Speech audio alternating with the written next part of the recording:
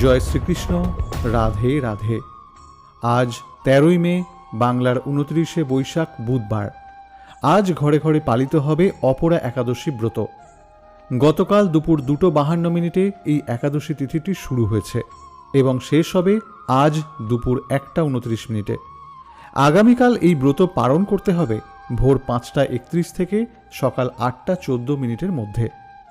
বিশ্বাস করা হয় যে এই একাদশী ব্রত পালন করলে পারিবারিক মঙ্গলের সাথে সাথে ব্রতকারীর সার্বিক উন্নতি সাধিত হয়, ব্যক্তির জীবন থেকে নানা রকমের দুঃখ কষ্ট এবং অর্থের অভাব দূরীভূত হয়, স্বাস্থ্যের উন্নতি ঘটে। তাই এই অপরা একাদশী অচলা একাদশী নামেও পরিচিত এবং এটি ঐশ্বরিক এবং শুভ ফল দিয়ে আশীর্বাদ করে থাকে। আগের ভিডিওতে অপরা একাদশী কিভাবে পালন করবেন, কিভাবে এই ব্রত পালন করবেন, এই ব্রত করলে কোন কোন খাবার গ্রহণ করা নিষিদ্ধ, এই সব কিছুই বিস্তারিত আলোচনা করা হয়েছে। চাইলে সেই ভিডিওটি একবার দেখে নিতে পারেন। আপনাদের সুবিধার্থে সেই ভিডিওর লিঙ্ক আমি এই ভিডিও ডেসক্রিপশন বক্সে দিয়ে দেব। নমস্কার শ্রোতা বন্ধুরা, জীবন দর্শন মোটিভেশন চ্যানেলের আরেকটি নতুন ভিডিওতে আপনাদের সকলকে স্বাগত। আশা করি সকলে ভালো আছেন। আজকের ভিডিওতে আমরা অপরা একাদশীর মাহাত্ম্য কথাটি শ্রবণ করব। শুরু করছি ব্রত মাহাত্ম্য কথা। অপরা একাদশীর ব্রত মাহাত্ম্য ব্রহ্মাণ্ড পুরাণে বর্ণনা করা হয়েছে।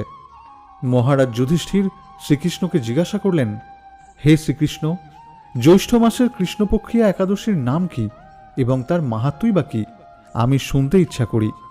আপনি অনুগ্রহ করে আমার নিকট তা বর্ণনা করুন। শ্রীকৃষ্ণ বললেন, হে মহারাজ যুধিষ্ঠির, মানুষের মঙ্গলের জন্য আপনি খুবই ভালো প্রশ্ন করেছেন। বহু পুণ্য প্রদানকারী, মহাপাপ বিনাশিনী এবং পুত্র প্রদানকারী এই একাদশী অপরা নামে পরিচিত। এই ব্রত পালনকারী ব্যক্তি জগতে প্রসিদ্ধি লাভ করে।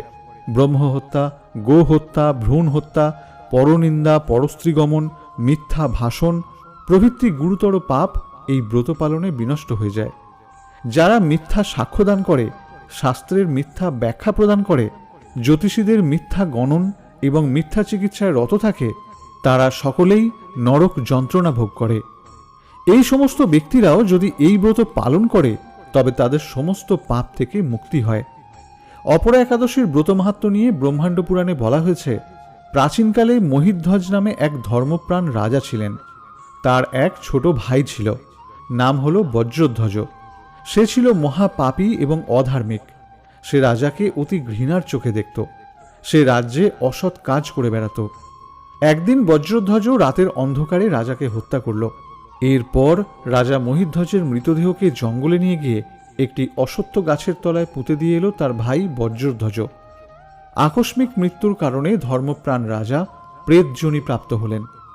প্রেতরূপে মুক্তি না পেয়ে সেই অশ্বত্থ গাছেই রাজা বসবাস শুরু করতে লাগলেন। যে পথচারীরা সেই পথ দিয়ে যাতায়াত করত, রাজার প্রেতাত্মা তাদের ভয় দেখাতে শুরু করল। একদিন সৌভাগ্যবশত সেই পথ দিয়েই যাচ্ছিলেন ধৌম নামে এক সন্ন্যাসী। সেই পথ দিয়ে যাওয়ার সময় তিনি অশ্বত্থ গাছে একটি আত্মাকে দেখতে পেলেন।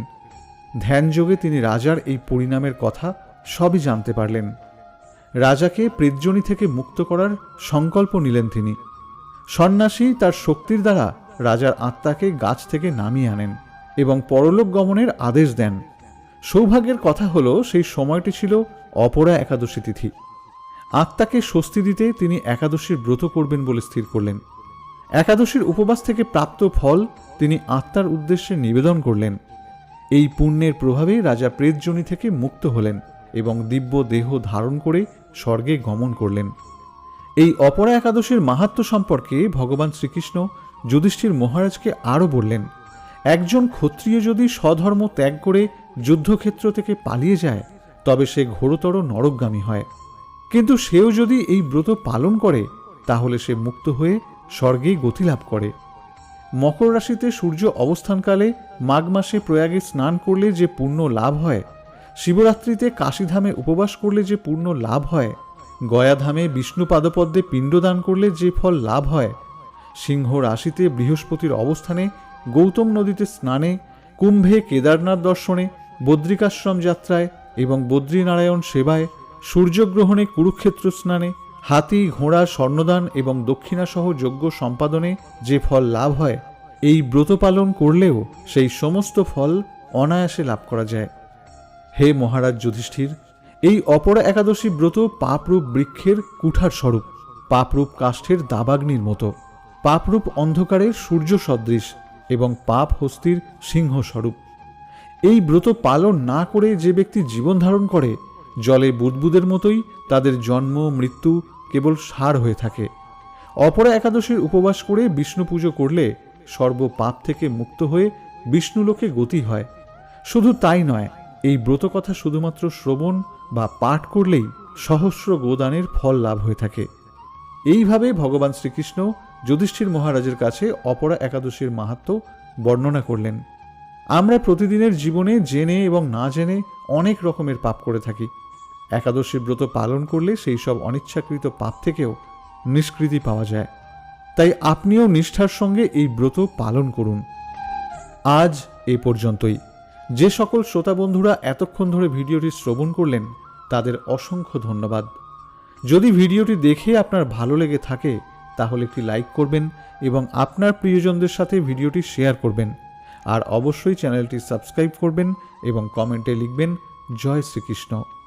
ফিরে আসছি নতুন কোনো ভিডিও নিয়ে। ততক্ষণ পর্যন্ত সকলে ভালো থাকবেন, সুস্থ থাকবেন। নমস্কার।